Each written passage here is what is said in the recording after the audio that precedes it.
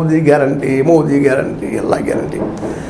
ಇಂಥ ಸಂದರ್ಭದಲ್ಲೇ ಇವತ್ತು ರಾಹುಲ್ರ ಗ್ಯಾರಂಟಿ ನ್ಯಾಯ ಜೊತೆಗೆ ಕೇಜ್ರಿವಾಲ್ರ ಗ್ಯಾರಂಟಿ ಇವತ್ತು ದೊಡ್ಡ ಶಬ್ದವನ್ನು ಮಾಡ್ತಾ ಇದ್ದಾರೆ. ಯಾಕಂದರೆ ಎಲ್ಲರಿಗೂ ಅನುಕೂಲ ಮಾಡಿಕೊಡುವಂಥದ್ದು. ಅಶ್ಲೀಲ ತಪ್ಪು ನಂತರ ಚರ್ಚೆ ಅದು. ಯಾಕೆ ಮೊದಲು ಬದುಕಬೇಕಾಗಿದೆ, ಬದುಕಿದ ನಂತರ ಮುಂದಿನ ವಿಚಾರ. ನಾ ಬದುಕಿದ್ರೆ ತಾನ್ರಿ ನಾಳೆ ವಿಚಾರ ಮಾಡುವಂಥದ್ದು. ನಾನು ನಾಳೆ ಇರುವುದಿಲ್ಲ ಅಂದಾಗ ಈ ವರ್ತಮಾನದಲ್ಲಿ ನಾನು ಹುಲ್ಲಾಗ್ತೇನೆ ಅಂದಾಗ ಈ ಇಡೀ ದೇಶ ತುಂಬ ಕಾಣಲಿಕ್ಕೆ. ಇದು ಇವತ್ತು ಪ್ರತಿಯೊಬ್ಬ ಜನರು ವಿಚಾರ ಮಾಡುವಂಥದ್ದು.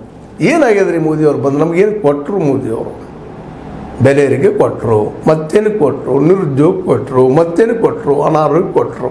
ಪ್ರತಿಯೊಬ್ಬರು ಇವತ್ತು ಮಾತಾಡ್ತಾ ಇದ್ದಾರೆ ರೀ, ನಿಧಾನಕ್ಕೆ ಹೋಗ್ತಾ ಇದೆ. ಯಾಕಂದ್ರೆ ಬೆಲೆ ಏರಿಕೆ ಎಲ್ಲರಿಗೂ ಬಿಸಿ ಮುಟ್ಟುವಂಥದ್ದು. ಮಧ್ಯಮ ವರ್ಗದವರು ಅಷ್ಟೇ ಅಲ್ಲ, ಎಷ್ಟಿದ್ದಾರೆ ರೀ ಮಧ್ಯಮ ವರ್ಗದವರು, ಮೇಲ್ವರ್ಗದವರು ಈ ದೇಶದಲ್ಲ 10% ಒಳಗಿದ್ದಾರೆ. 90% ಇವತ್ತು 85 ಅಥವಾ 85 ಕೋಟಿ ಜನ 5 ಅಕ್ಕಿ ನಿಂತಿದ್ದಾರೆ.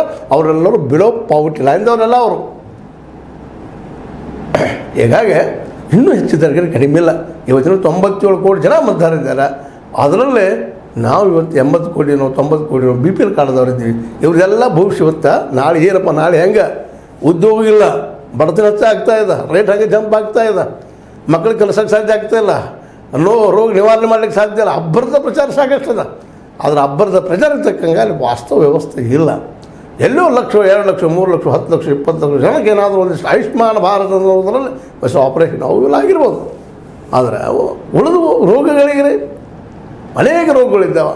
ದೊಡ್ಡ ದೊಡ್ಡ ರೋಗ ಏನು ಕೊಡ್ತಾನೆ ಹೇಳ್ತಾರೆ, ಓಡಾಟ ಎಷ್ಟಿರ್ತದೆ. ಇವತ್ತು ಉದಾಹರಣೆಗೆ ನಿಮಗೆ ಹೃದಯ ರೋಗದ ಬಗ್ಗೆ ಹೇಳಿದಾಗ ಸ್ಟಂಟ್ ಹಾಕೋದಂತ ಬರ್ತದೆ ಹೃದಯ ರೋಗ ಸಲುವಾಗಿ. ಅದಕ್ಕೆ ಒಂದು ಸ್ಟಂಟಿಗೆ 2 ಲಕ್ಷ 3 ಲಕ್ಷ 4 ಲಕ್ಷ ಕೊಡ್ತಾ ಇರ್ತಾರೆ. ಅದು ಒಂದು ಸ್ಟಂಟಿಗೆ 2 ಲಕ್ಷ ಅಂತ ಇಟ್ಕೊಳ್ರಿ. 2 ಲಕ್ಷ ಪ್ಲಸ್ ಇನ್ನೊಂದು ಹಾಕೋದು 2 ಬೇಡ ಇನ್ನೊಂದು 2 6 ಲಕ್ಷ ಕೊಡ್ತಾರೆ.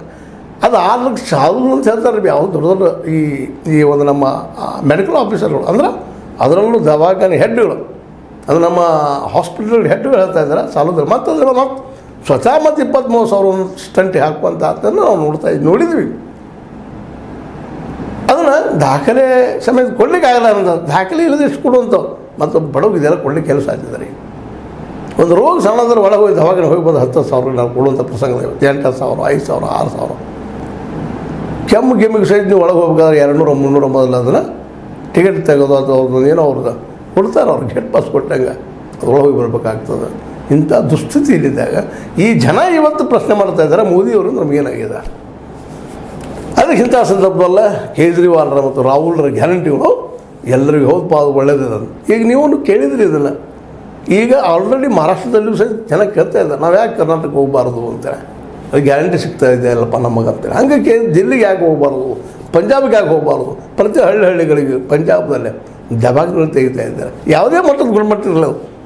ಅಟ್ಲೀಸ್ಟ್ ಒಂದು ತಲೆನೋವಿಗೋ ವಾಂತಿಗೋ ಹೊಟ್ಟೆನೋವಿಗೋ ಜ್ವರಕ್ಕೋ ಸ್ವಲ್ಪ ನಮಗೆ ಅನುಕೂಲ ಸಿಗುವಂಥದ್ದು. ಅದರ ಖರ್ಚು ಮಾಡಲಾರ ಸ್ಥಿತಿಯಲ್ಲಿ ನಾವು ಬಂದು ನಿಂತಿದ್ದೀವಿ. ಇವತ್ತು ರೈತಗೆ ಲಾಭ ಇಲ್ಲ, ಮಾರ್ಕೆಟ್ ಇಲ್ಲ, ಹಿಂಗೆ ಖರ್ಚು ಮಾಡೋ ಶಕ್ತಿ ನಮಗಿಲ್ಲ, ಗಳಿಸೋ ಶಕ್ತಿ ಇಲ್ಲ, ಮಾರ್ಕೆಟ್ ಡೌನ್ ಆಗಿರ್ತದೆ. ಇವರೆಲ್ಲ MSP ಕೊಡ್ತೀವಿ ಹೆಚ್ಚು ಮಾಡಿ ಅಂತ ಹೇಳಿದರು. ಹೆಚ್ಚು ಮಾಡಿದ ಕರೆ ಆದರೆ ಆ ಪ್ರಮಾಣದಲ್ಲಿ ಕೊಳ್ಳೋರು ಬೇಕಲ್ರಿ. ಅಲ್ಲೇ ಕೊಳ್ಳೋರು ಕಡಿಮೆ ರೇಟ್ ಎತ್ಕೊಳ್ತಾರೆ. ನೀವು ಕಡಿಮೆ ರೇಟ್ಲೆ ಕೊಂಡ್ರೆ ನಿಮ್ಗೆ ಶಿಕ್ಷೆ ಆಗ್ತೈತಿ, ಕಾನೂನು ಮಾಡಾಕ್ತಾರಲ್ಲ ಇವರು. ಹೀಗಾಗಿ ರೈತರಿಂದ ಬೇಸತ್ತಾರೆ, ಕಾರ್ಮಿಕರಿಂದ ಬೇಸತ್ತಾರೆ, ದುಡಿಯುವ ವರ್ಗದವ್ರನ್ನ ಬೇಸತ್ತಾರೆ, ಕೂಲಿಯ ಕಾರರಿಂದ ಬೇಸತ್ತಾರೆ. ಇವರಿಂದ ನಮಗೇನಪ್ಪ ಎಷ್ಟು ವರ್ಷದ ಹಿಂಗೆ ನಮ್ಗೆ 5 ಕಿಲೋ ಅಕ್ಕಿ ಕೊಡೋದು ಹೋಗುವಂಥದ್ದು. ನಾವು ಬಂದಾಗ ಗೊತ್ತಿಲ್ಲ.